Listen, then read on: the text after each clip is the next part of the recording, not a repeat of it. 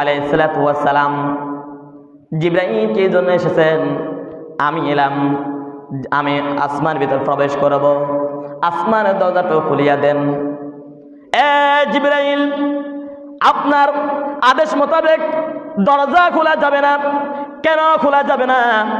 তিনি ডাক দিয়ে বললেন, এ জিবরাইল, আসমানের দরজা খোলা যাবে না এই জন্য মহান রব্বুল আলামিন যে দিন নাকি আসমান বানাইছেন, যে দিন নাকি আসমান বানালেন, ওই দিন মহান রব্বুল আলামিন আসমানের দরজাটুকু জান্নাত থেকে দরজা আনিয়ে আসমানের দরজাটুকু খুব মজবুত করে বানায় রেখে দিয়েছেন, মজবুত করে আটকায় দিয়েছেন।